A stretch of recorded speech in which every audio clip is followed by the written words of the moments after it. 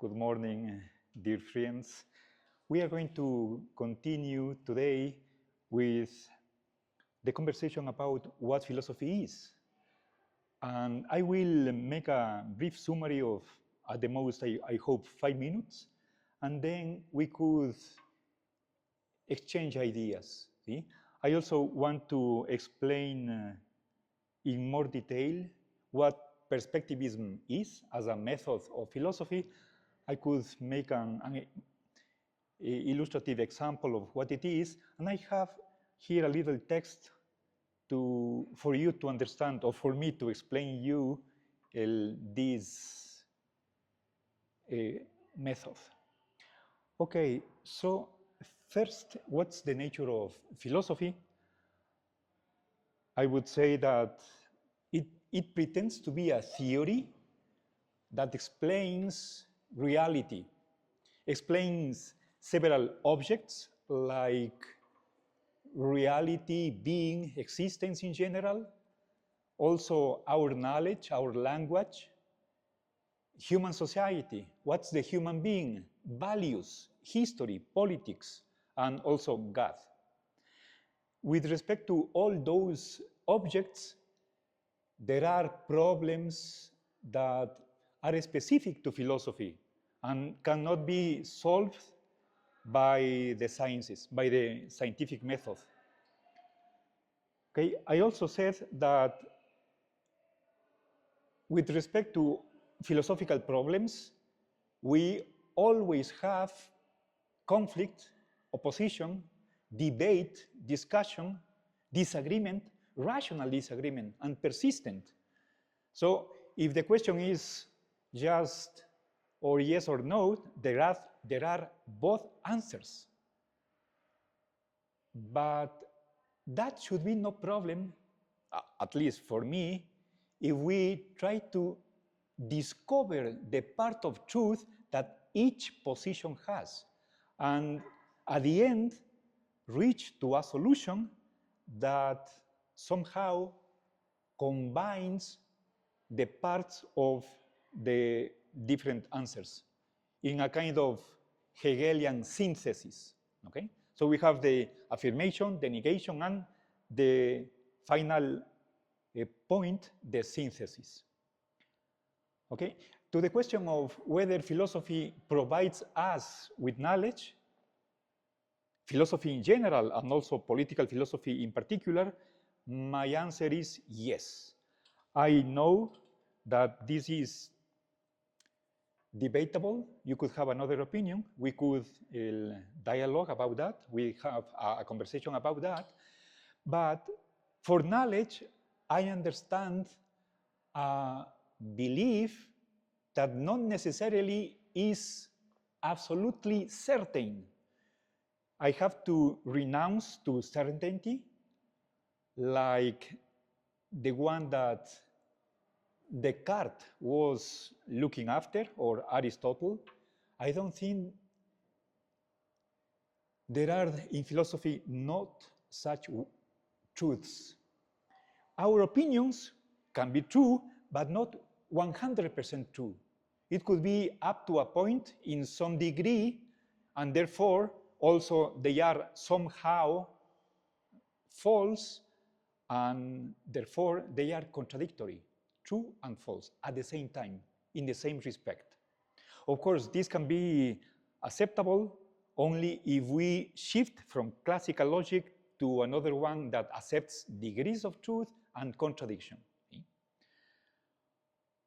Okay, so my answer to the question whether philosophy gives us knowledge is fallibilism, which means that all our knowledge, even the scientific one, is not certain. It can be false, could be mistaken, and that happens also with philosophy. But we need to search which answers are more justified, have more reasons in favor of it, and we have to discern which are wrong. Okay, now let's talk about what are the goals or ends of philosophy? We try to elaborate or build a theory that purportedly is true, and for that we need to justify, give reasons in favor of its truth, rationally, okay? And on the practical side, philosophers have asked, what is the best way to live in society? What is the ideal state? How we should treat each other, and other questions in the political philosophy. All good philosophers have made a proposal. But this is at the abstract level, something ideal, perhaps an utopia. But we need to compare that ideal state with our concrete reality, with the society in which the philosopher lives, and suggest changes. See? How could we approach or take our society closer to that ideal? See? And, well, finally, how we should proceed, what is the philosophical method? I said that it is one that begins with problems and ends with their solution. We should not be content just with formulating a question, but we need to examine all possible answers that have been given to those problems. We need to evaluate reasons in favor, reasons against, and by doing so, arrive at a conclusion. We need to take a position. Of course, that final answer should have difficulties, objections, disadvantages, but we need to get ready to give a reply to those difficulties, and at the end, say the best solution to the problem is so and so. Okay. Well, and finally, I want to insist a little bit on the perspectivist method, which means that if to any question that there are several different answers, even opposing ones, is there one of them which is the best answer? And for that, I have brought a little text. Let me read. It is the story about the blind men, or wise men, who were blind, couldn't see, and the elephant. See? So the text is very small. It reads as follows. A group of blind men heard that a strange animal called an elephant had been brought to the town, but none of them were aware of its shape and form. Out of curiosity, they said, we must inspect and know it by touch, of which we are capable.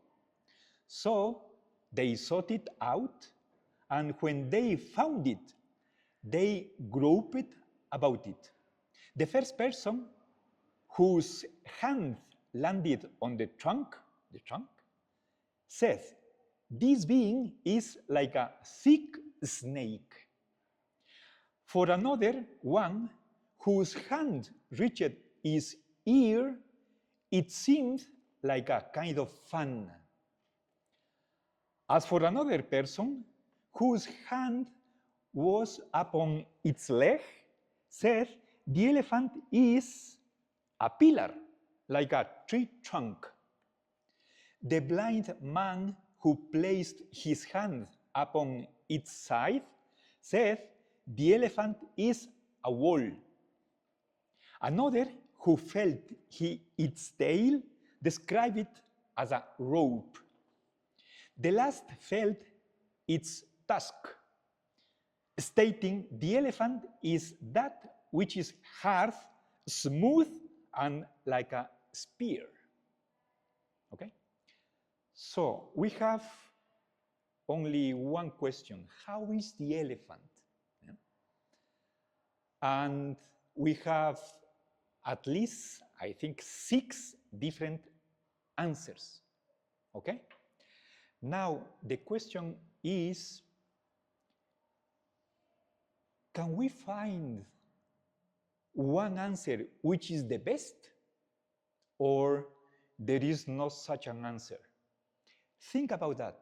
We will have a conversation about that. The perspectivist says there is one answer which is the best, but is none of the previous ones, but the combination of all of them.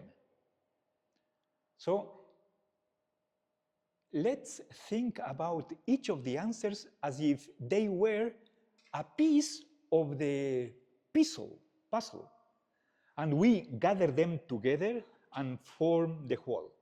That's the perspectivist answer. And it should be applied ideally to all problems, except for those to which only one answer is possible. For example, is there a gas? Since we are talking about the absolute being, it cannot be the case that it is existent and not. That would be absurd, illogical. But for the most ordinary philosophical problems, it is possible to join the different answers, even if they are contradictory. One says yes, the other says no. What is the best solution? Yes and no. But not 50-50. We should try to discover which answer has more evidence, has more justification in favor of it. Okay? So I think that's what I want to say, and now we open the space for discussion.